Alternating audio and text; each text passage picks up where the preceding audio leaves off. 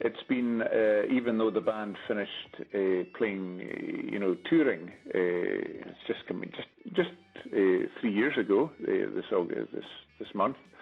It still feels like we haven't really moved on from there, and I guess the lockdown has created some of that illusion, I would guess, because we wouldn't have been able to play anyway.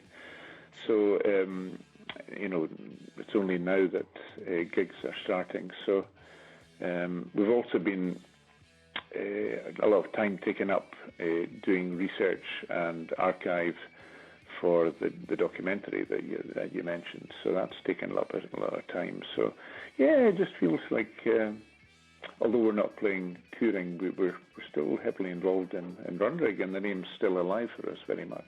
You may walk, you may run, you leave your footprints all around the sun, and every time.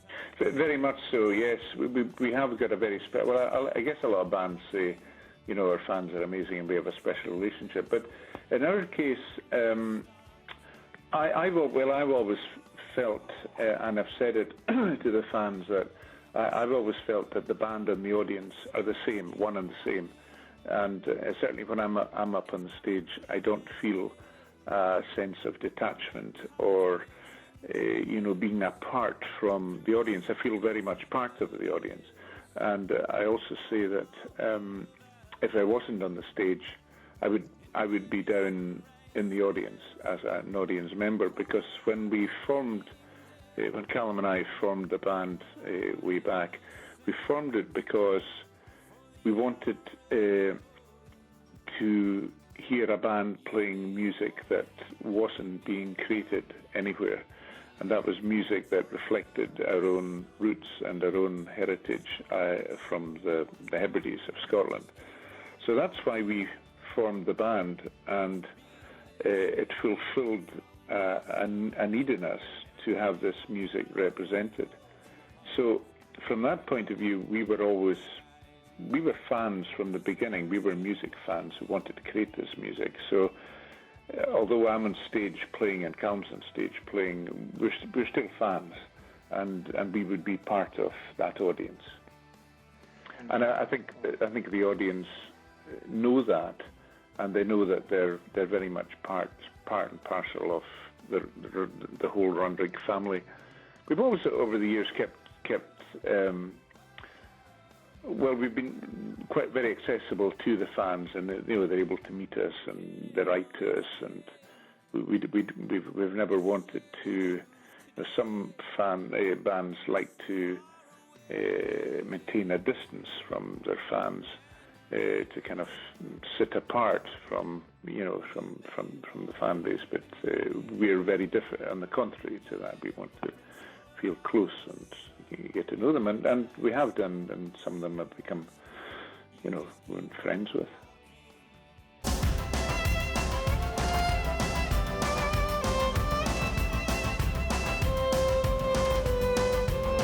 Well, the answer to the first question is yes. I think that's probably the reason why we make music, and why we write songs. I think for Callum and I, certainly writing the songs, there's only one subject that is most important, and that is life.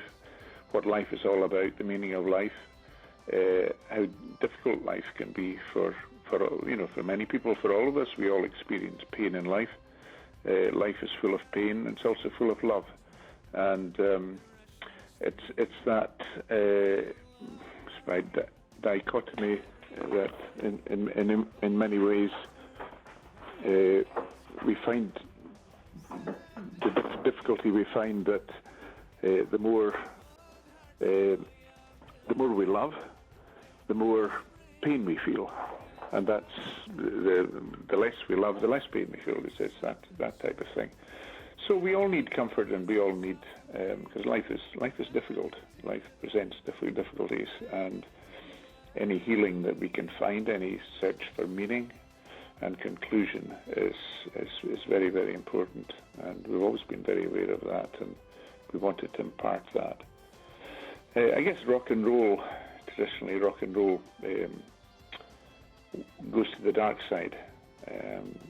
That's really where it would be accepted. That's the way, and we just try to go to the light side, if you like.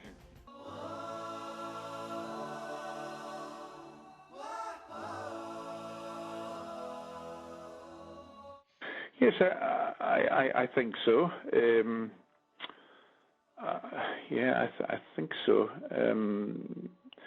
I would say particularly with German audience, they have a particular affection for Scottish landscape, and I'm not quite sure where this comes from, but they sort of respect that, and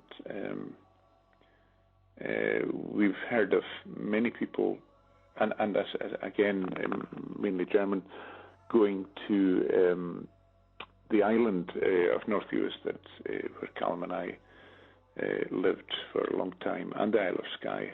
So yeah, they go back and want to get to know more about where the music came from, etc. There must be a place under the sun. Well, our input was really just interviews. We didn't have any input into the narrative or the way the documentary has been styled. It's been done by a third party. So all we did was make ourselves available to be interviewed, and we spent a lot of time being interviewed.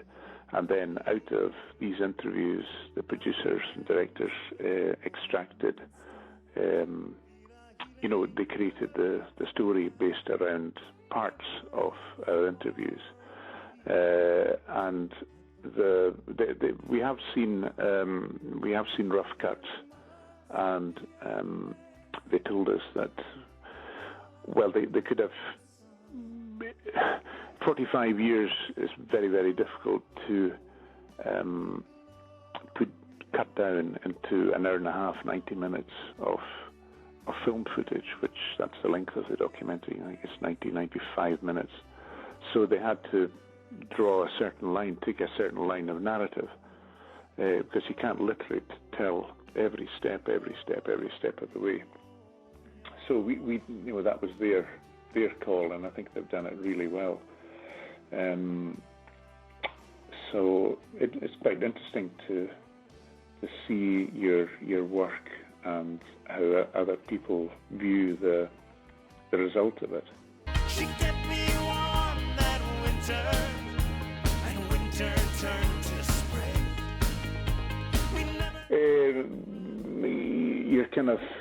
There are so many thoughts going about in your mind that it's maybe not easy to watch it the first time, because you know the story so well, and you might say, that goes there, but then when you watch it again, you sit with it much more comfortably, and I think we all agree that they've done a fantastic job. They put a huge amount of time and effort into it. About labour of love, they said that. It was definitely a labour of love, because they respect what we do and what we've done, and they wanted to sort of honour that and present the band in a way that it's not a lot of band documentaries are, you see them so often, and they're kind of kiss and tell type ones where it's all about people falling out and somebody said something wrong, and it's all that kind of stuff, and we never wanted that type of film to be made about the band, and it ends up being a bit negative, and the story is, or the way it's presented, is very much about the music, the music and the way it affects the fans, the emotional thread running through the music, and so we're very, very happy with the line that they've taken with the narrative that they've charted through the movie. It's quite emotional in places, yeah. I'm alive again.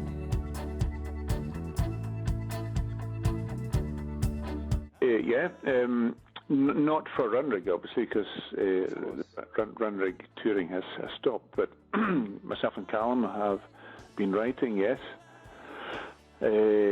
As yet, we're not quite sure what we'll do with the songs.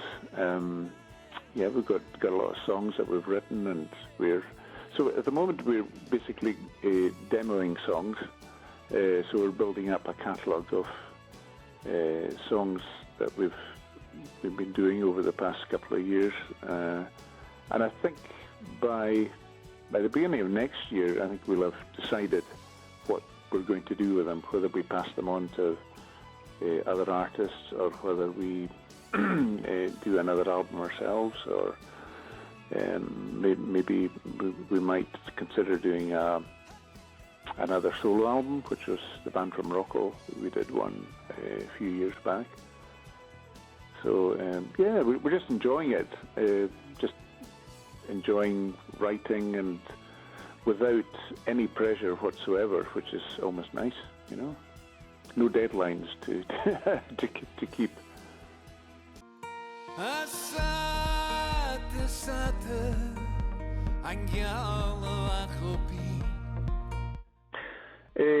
Well, yes, and that the songs, when we were writing them, I think it was maybe a few months into writing the songs that Callum and I, we both remarked to each other that a lot of these songs lyrically and emotionally felt like they were drawing a line under our career, and I think we'd unwittingly written these songs, or subconsciously written these songs as the band's last album, and to the point where we said, well, it'd be very difficult for us to do another album after this, because we've kind of it's like we're closing the book. We're writing the last chapter. So when it went out, yeah, we felt very much at peace with that.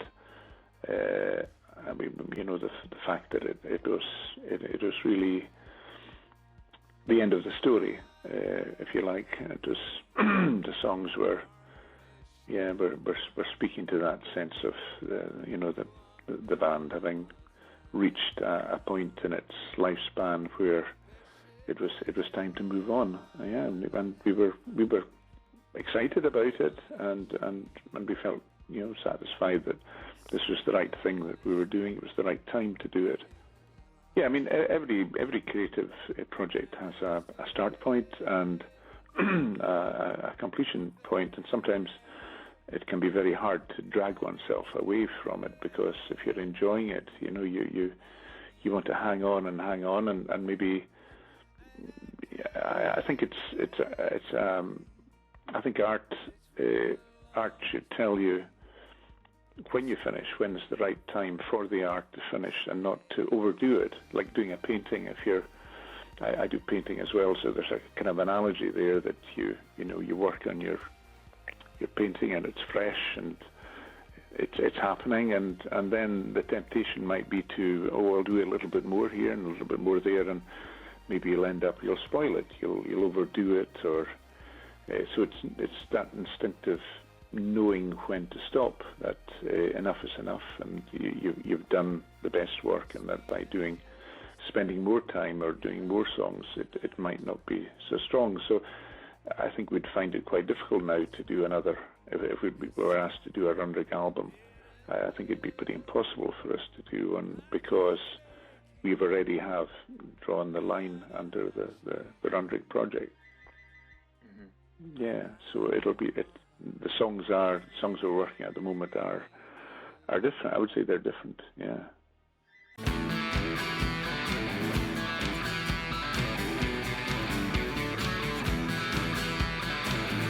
No, I think things that have changed, yes, and for the better. Definitely, we wouldn't be writing that album now at all. I mean, one of the topics we covered in some of the songs was the fact that our own history from the area was not taught to us in schools. I think that was maybe a deliberate thing. We were not made aware of our history, and it's important to know your history, and for you to move forward in life and to grow in life, you should know what created you, what circumstances brought you to the place where you are, and what your parents, your grandparents, your great grandparents, and so far back, what were the circumstances that brought this to be? Because we carry DNA in our, within us. We all know that. So our history is part of us, and life's experiences are part of us somewhere. So by knowing this, I think it makes you more rounded and stronger, and just gives you a better perspective on life, and you'll find that yourself in your own life, your own background, what it was that made you, and what were your experiences that led to where you are now. So that's changed now. That definitely has changed, and young people especially are much more aware of their own heritage than they were back then. Yeah. The water is wide, I can cross over. Yes, it does. Yeah, of course it does. We going back to maybe the 80s, 90s, we thought that France would be we thought France would be a country that would embrace RUNRIG, and maybe we didn't give it enough a chance. I don't know, but we played a few trying to remember now. We played Paris a couple of times. That didn't seem to make any impact at all. But maybe Paris is too cool a place, and it might be too difficult to make to cut through in Paris. And we played. Oh gosh, Compare. I think Compare. I think you played twice in Compare. I think maybe that was it. I can't remember. Anyway, there was an attempt to get agents. I think some agents came to the Paris gigs. That was the idea of doing the Paris gigs. But I don't think they were interested in taking us on. They didn't seem to think there was a potential for us in France. So it kind of petered away. So it didn't really work out. So yeah, we were disappointed about that, because we liked France, and we just thought the Gallic GALLIC Gallic audience would chime with us. But we don't know. It's difficult to know why it didn't happen. But maybe it would have happened if we'd got agents who believed in us. I don't know.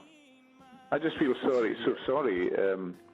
Here we are after the band is finished. I feel so sorry that we weren't able to tour in France and make an impact in France, because it's one country we would very, very much have liked to have built an audience in and built a relationship with an audience. But for whatever reason, it didn't happen, and it's c'est la vie.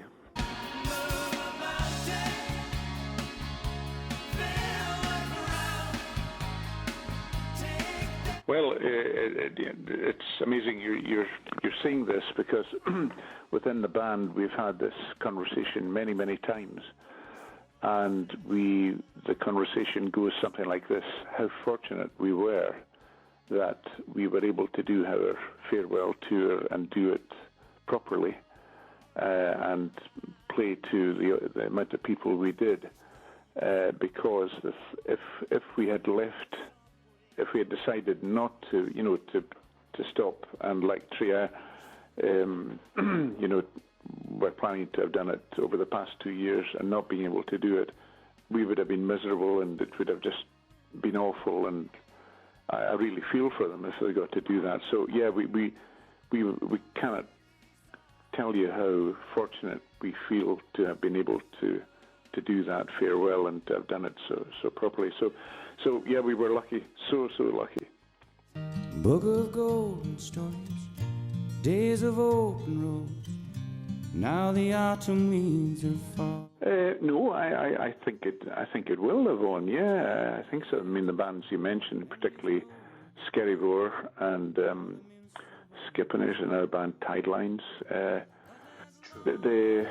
Yeah, I mean they're excellent bands, and I think they will continue playing. And I don't see any reason why this type of music should not continue. I really think, and there are other bands. Well, before lockdown, there's a huge explosion of young bands in Scotland, and particularly in the north of Scotland, roots bands, some like ourselves.